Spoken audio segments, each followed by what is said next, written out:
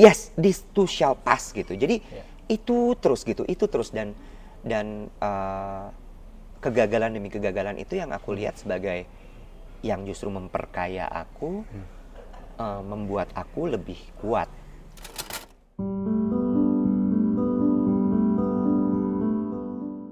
Ini YouTuber ini Mas, YouTuber mandiri ya. Oh iya, oke. Tapi kan emang esensinya YouTuber gitu. Iya. Do it yourself spiritnya. Karena nggak ada budget juga sih. Gak apa-apa, Iya. tapi lebih organik. Ya, Mas Iwet Ramadan ya. Hai Mas Nah, Aji.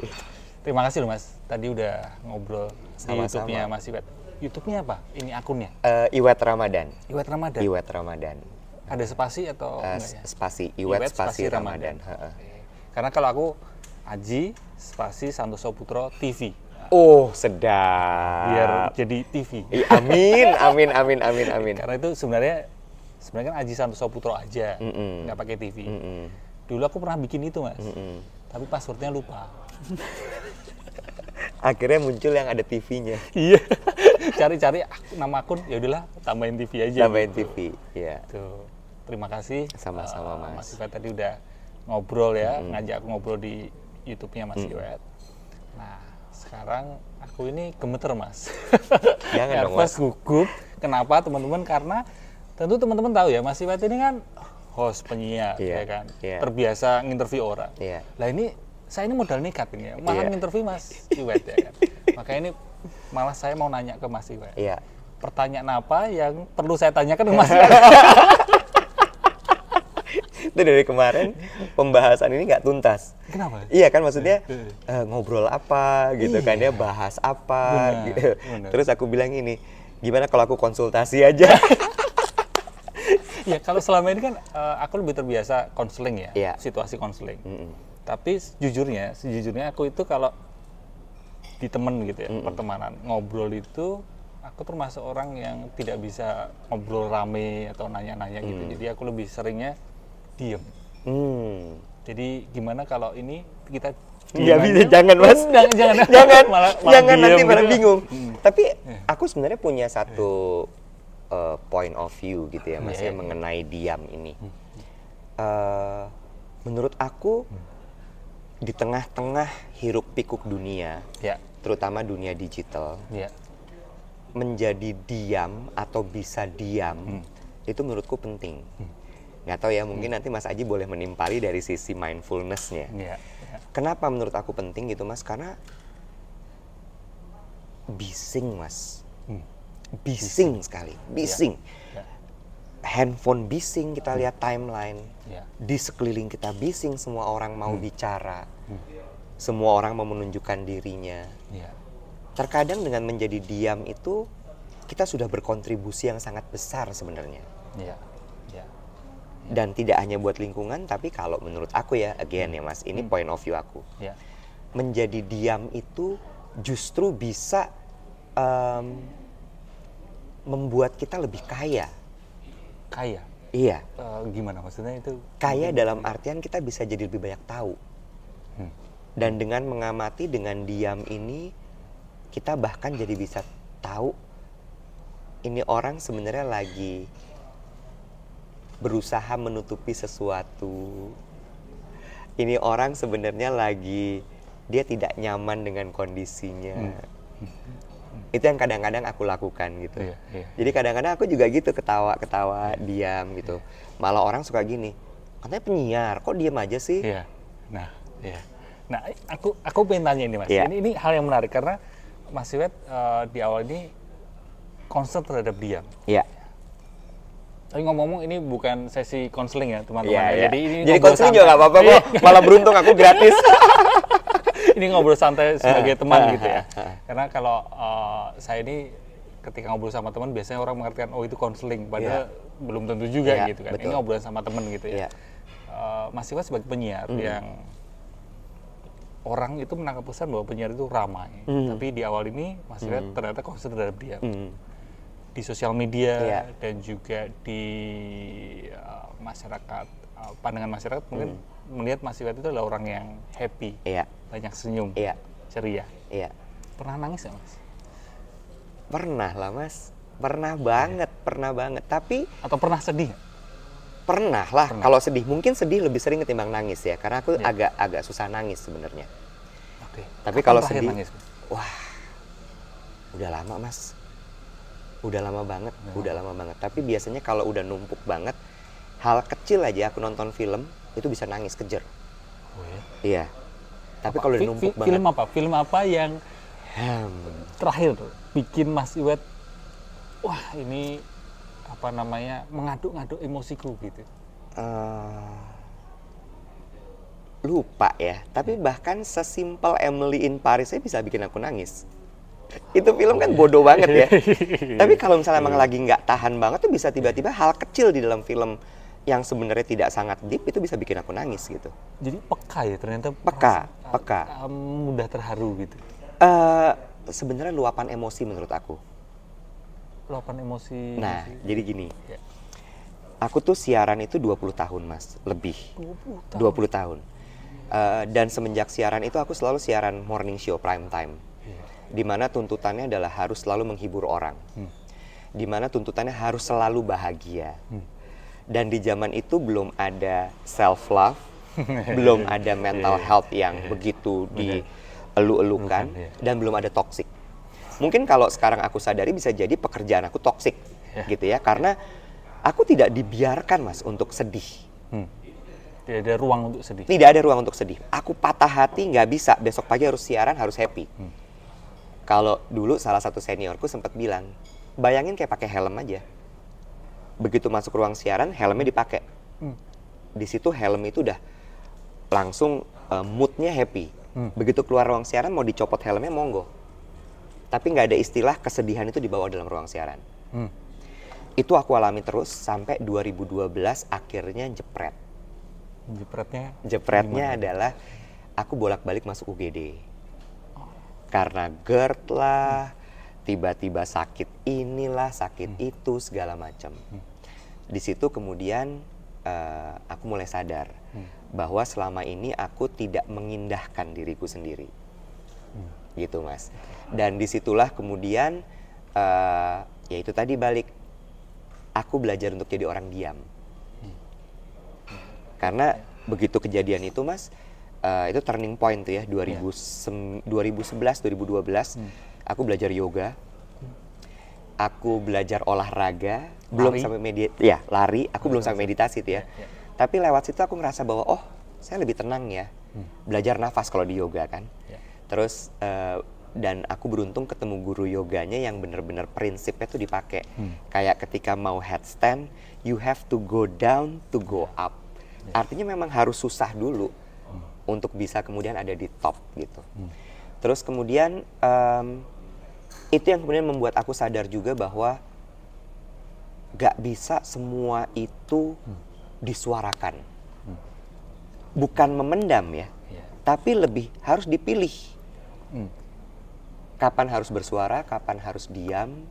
Terus kemudian momen 2012 itu aku mulai merasakan, oh ini lagi sedih. Oh ini lagi capek. Oh ini lagi gak kuat. Sebelumnya gak ada Mas. Gak ada. Gaspol terus. Wih, ngeri. Pagi aku syuting, sore aku siaran, malam aku party, pagi syuting lagi. Terus begitu, in between bisa nge-MC, bisa syuting film, bisa apa-apa segala macam. Dunia entertainment. Dan pada saat itu aku merasa bahwa seneng nih kalau nggak ada jeda. Seneng gitu ya, jadwal tuh penuh gitu. Terus kemudian ya itu tadi 2012 begitu fisik kena nggak bisa kayak gini. Mulai ada pause gitu. Mulai belajar dan sekarang aku terapkan tuh. Kalau kumpul sama teman ya ada kumpul. Tapi aku memilih untuk diem, ngamatin. Karena mendingan aku recharge diriku. Di sosial media juga kayak gitu. Ada sesuatu yang rame, aku nggak harus komen. Kalau aku nggak tahu dan kalau aku nggak diminta. Percuma juga kan Mas. Bener. Kita komen terus juga siapa yang mau naruh? Bener nggak? Mending ini ya upload konten itu dia. Mendingan begitu aja. Gitu sih Mas. Nah, jadi kalau tadi 20 tahun ya sudah jadi penyiar itu separuh usia sendiri kan itu. Iya. Kan kita seangkatan. Iya betul. Kurang lebih betul. Kurang lebih kita seangkatan. Jadi penyiar. pernah nggak Mas Iwet itu cemas gitu? Jadi pernah nggak ada pengalaman berkesan gitu waktu siaran dulu, mau siaran gitu ya? Mau siaran terus cemas gitu? Oke. Ada momen apa? Oke, kalau waktu awal-awal siaran, bingung mau ngomong apa, itu terjadi. Dan melakukan satu kecerobohan atau mungkin Wah, kalau kecerobohan sih banyak banget ya. salah satu contoh. Salah satu contohnya kecerobohan adalah, nah ini balik lagi Mas ya, hidup tidak sadar pada saat itu. Jadi ngomong main asal ngomong, nyeplos gitu. Wah lucu kalau nyeplos, jangan diatur ini itu segala macam. Tapi makin kesini justru enggak. Dengan kita bicara lebih sadar, itu lebih banyak benefitnya. Ya. Dulu contoh ya Mas ya, siaran TV, aku bawain acara gosip dulu. Itu bisa nyela orang tuh kayak nggak pakai mikir Mas. Karena menurut produser, yang disuka itu adalah komentar pedas. Audiens lebih suka, rating tinggi. Benar. Jadi komentar sepedas-pedasnya. Ada konflik di situ, semakin Konflik, suka. Ya kan? betul, Semakin suka. betul. Dan ternyata kesini-sini konfliknya ke dalam diri aku, nggak nyaman loh. Karena begitu ketemu orang tuh ada yang, aku ingat banget ya Mas ya, ini masih aku ingat sekali. Waktu itu Mas Indra Brasko. Mas Indra Brasko, Mbak Mona. Mas Indra itu baru saja membelikan rumah buat Mbak Mona. Terus kemudian diliput sama acara TV-ku. Terus aku komen, yang kemudian ketika ketemu Mas Indra terus ngomong gini, aku susah loh beli rumahnya. Aku disitu dek, astaga, nggak seharusnya aku mengomentari sesuatu yang tidak enak tentang rumah tersebut. Dan semenjak itu aku jadi kayak lebih hati-hati. Jadi untuk mengatasi atau untuk ngerem hal itu dengan cara seperti apa Mas Iwet? Waktu itu kan ada fight and flight. Aku flight. Akhirnya aku memutuskan untuk udah deh, jangan bawain acara gosip lagi. Beresiko. Karena memang tuntutannya harus pedas. Nggak ada untungnya setelah aku pikirkan. Disitulah kemudian 2012 lah. Kalau bisa jangan acara gosip lagi. Aku nggak mau bawain acara yang seperti itu. Mulai milih-milih acara dan lain sebagainya. Gitu. I want to take control of myself. Ini agak nggak bener sih ya, ada ego di situ. Tapi lebih baik daripada aku menyakiti orang gitu. Tapi itu diperlukan sih. Kalau aku rasa kita perlu ngerem. Ngerem gitu. Biar nggak kebablasan. Betul. Gitu Terus kemudian cemasnya itu, ya itu ya salah satunya tadi. Terus kemudian kadang-kadang sebagai penampil ya Mas ya, rasa cemas tuh kita repress Mas. Gak boleh cemas, karena kan kita harus kelihatan stamin terus kan. Nah, tapi di atas panggung itu bisa jadi malah ini kan. Ampun. Ada temen itu yang sampai acara A gitu ya, acara perusahaan A. Dia nyebutnya perusahaan B, di mana perusahaan B itu kompetitor ya. Persis. Itu bisa terjadi. Karena udah terlalu pusing gitu ya. Atau bisa jadi overcompensate. Gimana itu? Overcompensate itu jadi kayak terlalu liar banget di panggung. Terlalu heboh. Iya. Nah, bisa terjadi gitu ya? Bisa. Atau satu lagi adalah ketika di repress, deg-degan banget malah salah ngomong. Contoh, ini fatal sebenarnya. Waktu itu aku nge-MC upacara penurunan bendera di Istana Negara. Sama Novita Enji, 2016 kalau nggak salah. 2016 ya. Rehearsal itu, Mas, acara istana pasti rehearsal. Rehearsal 2 hari. Sampai ada rehearse baca skrip sebelum on stage. Karena dijagain semua kan. Nah, pada saat itu, bukan menyalahkan sih, tapi Bapak Presiden kita ini, Pak Jokowi itu memang orangnya senang improvisasi. Dan beliau kan memang sangat senang menyapa masyarakat. Itu tuh zaman-zamannya pakai baju adat awal-awal itu loh Mas, di istana gitu. Terus kemudian belum waktunya beliau masuk, beliau udah masuk. Tiba-tiba masuk. Jadi semua LO segala macam teriak, Bapak masuk, siapa Bapak gitu. Sementara aku lagi ngomong yang lain. Ya mau nggak mau kan aku harus langsung switch. Terjadilah salah penyebutan nama. Jadi harusnya Presiden Republik Indonesia, Bapak Presiden Republik Indonesia, Joko Widodo. Aku nyebutnya adalah Bapak Presiden Republik Indonesia Widodo Joko Widodo. Oh iya. Iya. Terus gimana itu Mas? Itu TV nasional. Iya, iya. Kan upacara ini kan. Upacara berdiri, itu kan, ya? TV nasional, banyak sekali yang nyebut sampai aku di-bash di Twitter.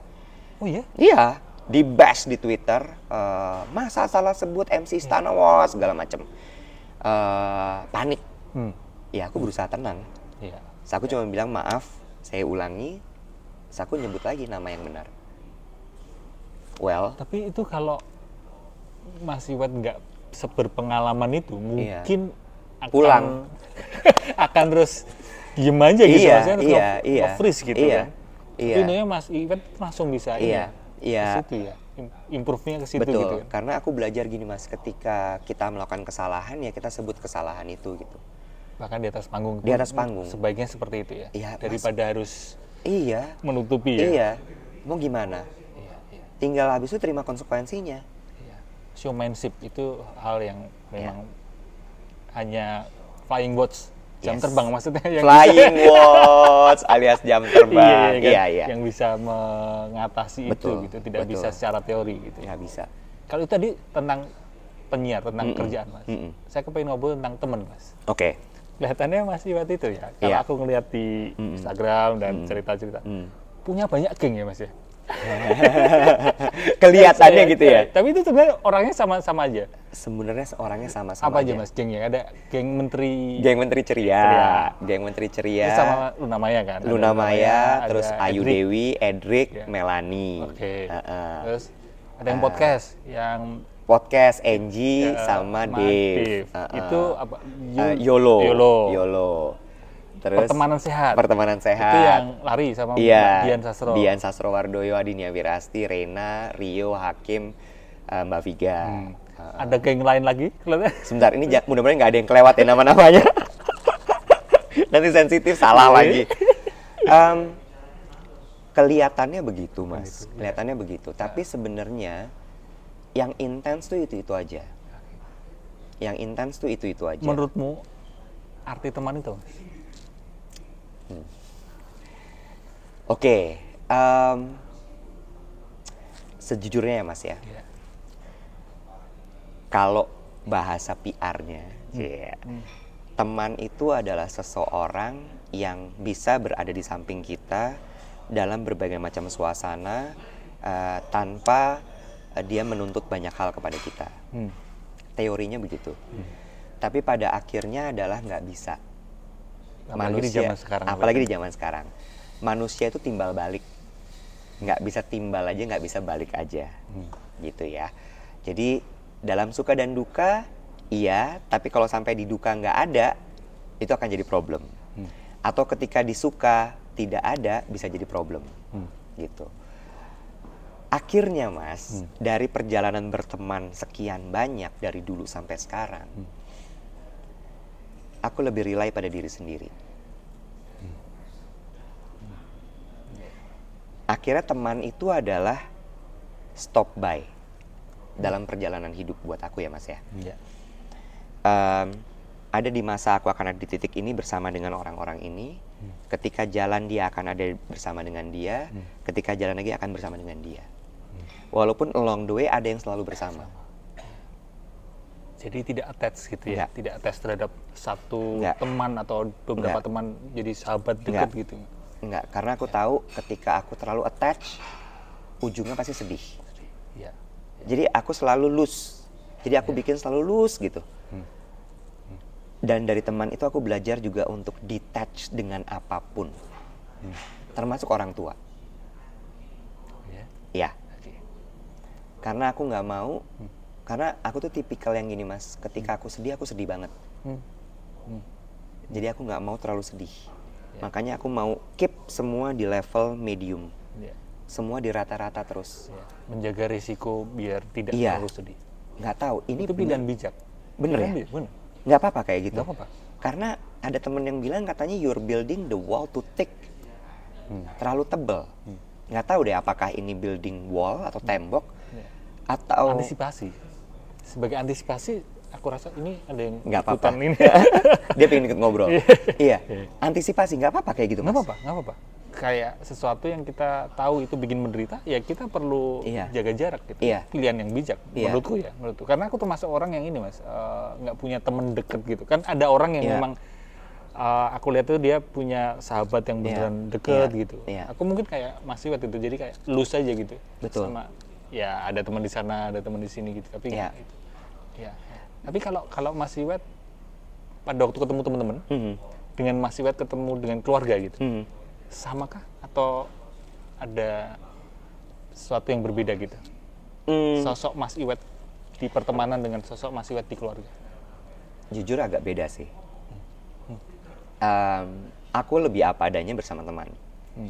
Kalau di keluarga tuh ada beberapa yang harus aku jaga gitu. Entah kenapa ya. Kurang lebih seperti itu sih kalau pertemanan sama di keluarga. Dan nggak apa-apa juga sih, kan ada kalanya kita seperti itu ya. Di kerjaan kan nggak mungkin juga sama dengan pada waktu kumpul sama teman-teman gitu kan. Betul. Mungkin lebih bijaknya nyebutnya adalah benang merahnya ada, si Iwet ini tuh tetap ada gitu ya. Tapi ada beberapa hal yang aku kurasi. Kalau di teman apa yang bisa aku tampilkan, di keluarga apa. Ditambah volumenya, ada yang dikurangin volumenya, kayak ini ya, apa itu, di FOH itu kan. Betul, di mixernya kita mainin gitu. Tapi Iwetnya masih tetap sama semuanya. Oke. Gitu. Oke. Bicara soal bahagia. Menurut Mas Iwet, bahagia itu apa? Ini nggak boleh nyontek aku. Ngerti. Mas, sejujurnya ya Mas ya, ini banyak yang salah tangkap sama aku.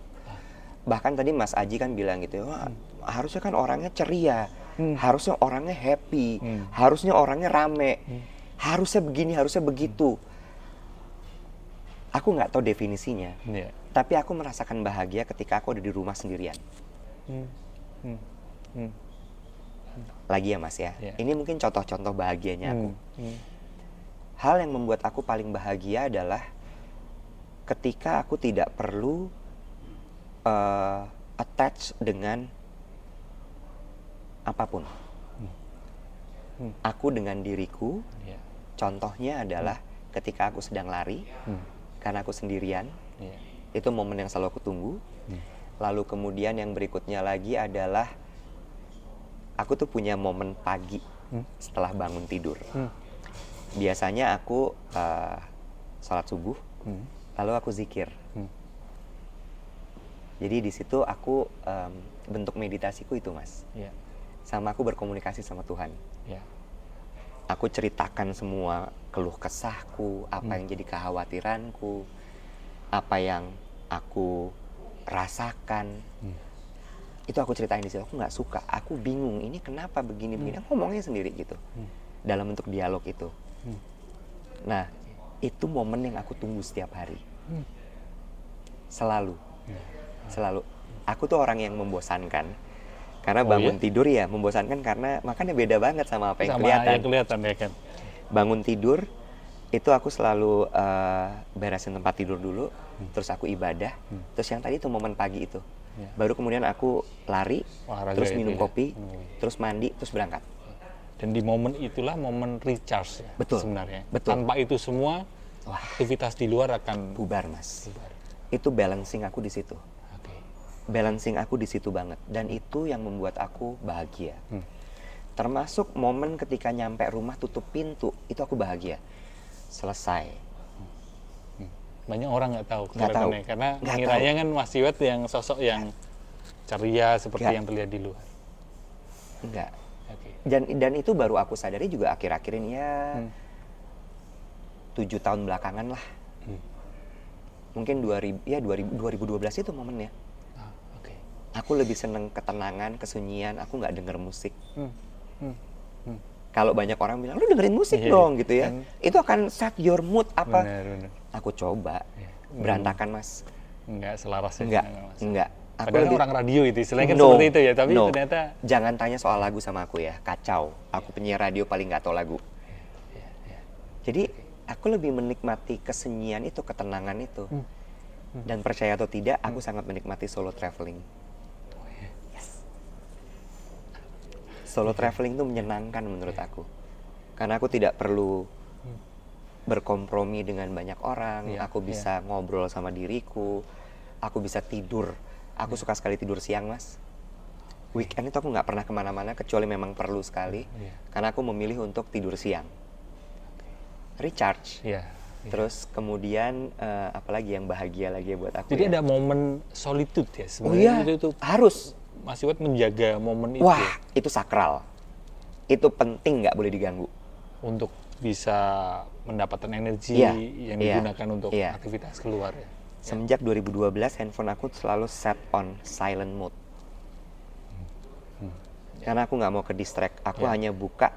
Ketika memang Harus ada aku intention Iya. untuk membuka. Ya, benar. Oke. Gitu. Ini segmen Itu bahagia. terakhir. Ini segmen terakhir nih, Mas. Iya, Segmen iya, terakhir. iya. Bicara soal kita ketemu masih nggak, Mas? Masih pertama kali Satu waktu event, di satu Permata. event. Oh, Iya. iya. Dan Iya. bentar lagi kelihatannya mau ada Yes, juga kan? yes. Waktu Wealth itu- Wisdom. Iya, Iya. waktu itu kelihatan tentang ini apa?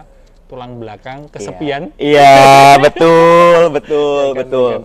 Nah, saya nggak ngomong kesepiannya, tapi saya malah kepingin dengar cerita dari Mas Iwet tentang kegagalan. Iya. Karena saya melihat Mas Iwet itu sosok di dunia kreatif, ya, di dunia media. Dan itu kan dunia yang penuh tekanan ya, Iya. penuh stres. Karena banyak sekali orang bercerita ke saya ketika saya tanya latar belakangnya, mereka kerja di kreatif, kerja Iya. di media. Iya. Gitu. Benar seperti itu ya? Iya. Masih penuh dengan tekanan gitu. Iya. Iya. Constantly judge. Yes.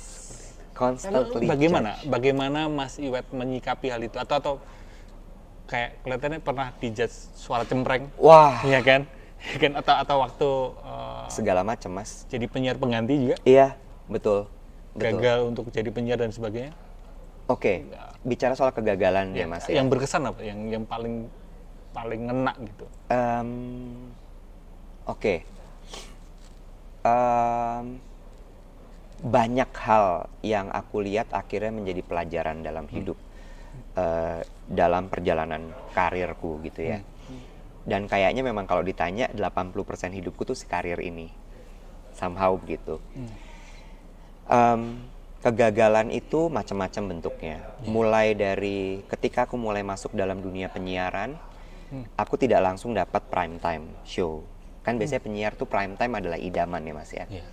Walaupun Pagi hari enggak, gitu ya, pagi pagi atau ya. sore gitu. Aku harus di grounded dulu. Di saat semua temanku sudah siaran, aku belum. Karena suaranya Jakarta cempreng. atau Di Bandung waktu Di Bandung itu. ya. Terus kemudian ketika akhirnya bisa siaran, datang nih pengawas dari Jakarta yang bernama Mutia Kasim. Di grounded lagi. Tapi di situ aku terima aja, ya udah, dijalanin aja. Dan malah aku jadi punya ilmu lebih dibandingkan teman-temanku yang tidak perlu di grounded. Aku jadi tahu bagaimana caranya membuat suara lebih bulat. Aku diajarkan tekniknya lebih dalam dibandingkan mereka. Bahkan sampai mereka nih yang suara-suaranya bagus, lo kalau mau belajar ngolah suara tanya sama Iwet. Karena Iwet yang digembleng abis-abisan untuk ngubah suaranya. Gitu, Mas. Dulu suaranya nggak Nggak seperti gini. Cempreng, Mas. Cempreng banget, parah. Nggak tahu ngatur intonasi dan sebagainya. Kalau sekarang tuh bisa lebih dikontrol semuanya gitu. Karena itu tadi. Lalu kemudian ketika memulai bisnis, Mas Aji kan pernah juga tahu ya, menjadi wirausaha muda. Penyakitnya tuh kalau di Indonesia, Mas, semua orang didorong untuk menjadi wirausaha atau entrepreneur. Tapi jarang yang dikasih mentor dan jarang dikasih silabus atau cara. Sehingga banyak yang terjerumus dan malah akhirnya stres. Itu yang terjadi dengan aku. Di awal-awal bisnisnya sukses banget, tapi yang terjadi malah jadi bangkrut. Karena nggak tahu ngatur cash flow. PNL aja aku nggak tahu cara bikinnya gimana waktu itu. Kacau. Sampai akhirnya harus jual aset untuk membayar gaji dan sebagainya. Tapi di situ aku belajar tentang endurance, dan sama satu lagi adalah tentang menguatkan mental, imunitas batin. Imunitas batin. Terlatih melalui pengalaman-pengalaman itu. Betul. Dan di situ justru aku malah jadi mengenal mindfulness. Kalau aku nggak ngalamin itu bisa jadi aku terabas terus. Aku jadi belajar meditasi, aku jadi lebih dekat kepada Tuhan, lebih percaya bahwa ini semua tuh rencana yang memang sudah ditetapkan. Kalau ada yang tidak berhasil, ya itu fase, dijalani, dilewati. Kan teori-teorinya di YouTube Mas Aji kan gitu. Itu tuh kayak aliran sungai, ya kan? Ada yang kala-kala dia membawa sampah, ada yang dia jernih, ada dia butek, tapi di jalan terus. Dia nggak pernah stay. Dan kita hanya menjadi pengamat di arus sungai itu. Betul, betul. Dan dari situ bahkan ketika COVID, Mas, masa PSBB kemarin, itu keyakinanku cuma ini akan lewat, ini akan lewat, ini akan lewat, ini akan lewat. Dia nggak akan stay di sini. Mengenai kapan, itu bukan aku yang nentuin. Aku kembalikan kepadamu ya Allah. Udah gitu aja doanya setiap hari. Benar. This too shall pass. Yes, this too shall pass gitu. Jadi itu terus gitu, itu terus dan kegagalan demi kegagalan itu yang aku lihat sebagai yang justru memperkaya aku, membuat aku lebih kuat. Oke. Dan kegagalan tadi bicara soal usaha ya, jadi jadi pengusaha dan sebagainya. Ini malah ada tambahan pertanyaan. Kenapa Mas Iwet ini concern sekali terhadap batik? Kan seperti ini teman-teman, jadi di YouTube-nya Mas Iwet. Udah berapa episode itu Mas? 10 episode tentang batik semua. Betul. Kenapa concern? Jadi teman-teman bisa lihat di YouTube-nya Mas Iwet tentang batik. Saya juga penasaran. Jadi dari kecil itu memang aku dikenalkan sama batik. Lahir di mana? Jogja. Lahir di Jogja. Lahir di Jogja. Tapi papa tuh Jawa Timur, mama Padang. Lucu deh, waktu kecil itu aku nggak mau makan malam kalau nggak dibawa sore-sore ke Ambarukmo. Iya, karena di Ambarukmo itu ada pentas tari. Jadi aku diem ngeliatin orang nari, bunyi gamelan segala sambil disuapin makan. Sejak kecil udah seneng seni berarti? Iya, sejak kecil. Dan permintaan aku pertama kali waktu itu adalah bukan mainan mobil-mobilan atau apa. Ini selalu jadi lawakannya Angie sama Dave. Aku minta perlengkapan tari. Oh ya? Iya, si topi itu. Belangkon? Bukan belangkon yang ada yang itunya. Kayak ini, kaca itu. Iya, itu sama selendang, sama keris. Itu yang aku minta dari kecil. Akhirnya karena itu belum ada yang ukuran kecil, dikasihnya selendang dulu sama papa. Jadilah nih si Iwet kecil ini kemana-mana bawa selendang, gitu. Terus kemudian SD gitu ya, aku ingat pertama kali batik tuh masuk ke dalam hidupku, omku kawin, nikah. Nah itu pakai adat Jawa yang 7 hari 7 malam itu lah, yang mulai dari lamaran segala macam. Siraman, tedak siten, bukan tedak siten 7 bulanan, macam-macam lah. Midodaren semua tuh lengkap semua. Itu kan kainnya beda-beda. Dan papa semua pakai kain itu beda-beda sama mama. Dan nggak boleh keliru kan? Nggak boleh keliru. Kalau kain ini mesti dipakai di ini. Betul. Gitu. Nah itu yang aku pertama kali dikasih tahu sama papa, ini maknanya ini ceritanya begini begitu segala macam. Dan mama karena istri tentara itu harus ngewiron sendiri sama harus bisa nyanggul, sanggul Jawa ya. Ngewiron tuh ngelipet apa? Kain. Iya. Dari situ aku makin dekat sama batik. Dan yang menjadi triggernya adalah waktu batik diambil sama negara tetangga. Nah di situ aku bilang gini, ini tuh kenapa diambil? Karena memang kita jaga. Kalau kita nggak jaga, siapa yang jaga? Nah itu dia. Pertanyaan itu yang kemudian membuat aku gini, ya udah gue deh yang memulai ini. Dimulailah kemudian perjalanan memperkenalkan batik. Jadi si bisnis ini sebenarnya adalah cara untuk memperkenalkan batik. Tapi core-nya adalah memperkenalkan batiknya. Karena aku cinta banget sama batik dengan segala makna itu. Dan ini ya memberdayakan pengrajin batik. Betul. Di daerah-daerah ya. Betul. Karena batik itu kan bukan cuma kain, Mas. Tapi orang yang membuat budaya di sekitarnya. Cerita apa yang ada di situ yang kemudian dituangkan ke dalam kain. Tekniknya. Mindful itu. Itu meditasi ternyata, Mas. Benar. Kalau kita nggak tenang, kita nggak ajak, itu goyang. Benar. Dan beda ya, cap dengan yang tulis. Jadi itu yang membuat aku jatuh cinta gitu sama batik. Karena mungkin aku juga suka seni. Dan menurut aku batik itu tuh kayak ekspresi jiwa, ekspresi diri dalam bentuk kain. Dan sekarang ini dan mungkin seterusnya akan membawa batik itu. Selalu. Mungkin sekarang bentuknya udah nggak lagi berkoar-koar. Ini motifnya itu. Karena lewat banyak YouTube ya, lewat YouTube. Sama aku tuh seneng berbagi panggung ya.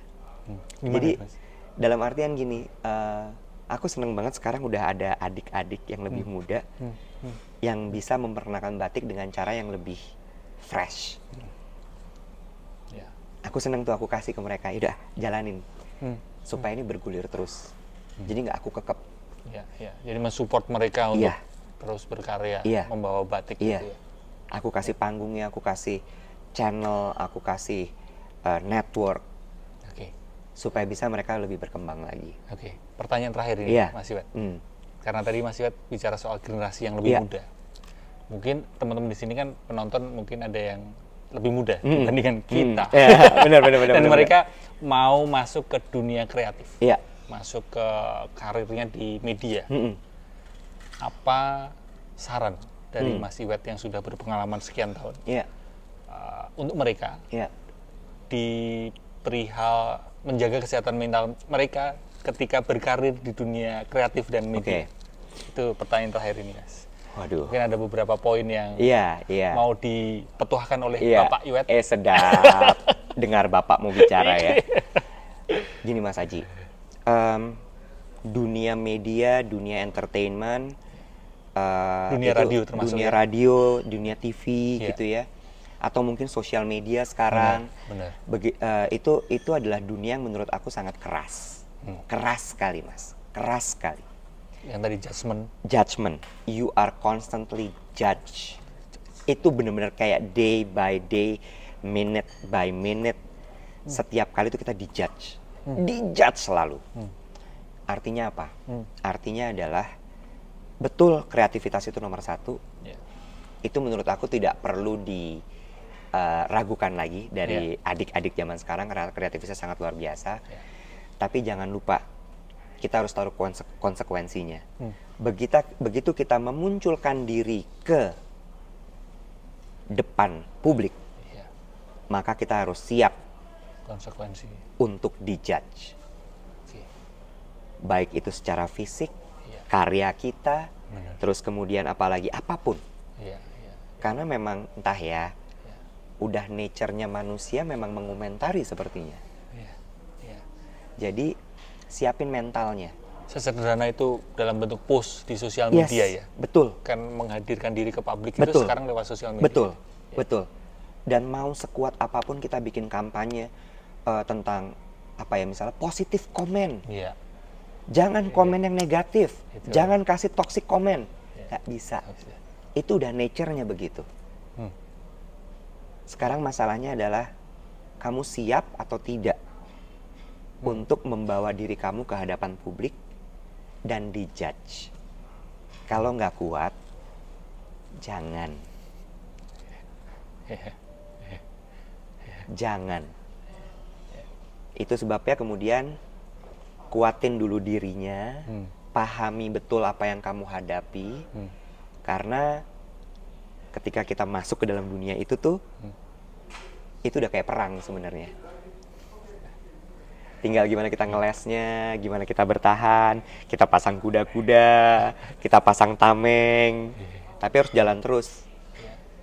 Perlu nyiapin itunya ya? Perlu sebelum banget. Masuk beneran berkarir sepenuhnya di situ, di media, di kreatif, perlu ada skill untuk itu. Termasuk di industri kreatif. Karena kan karya ujungnya kreatif itu.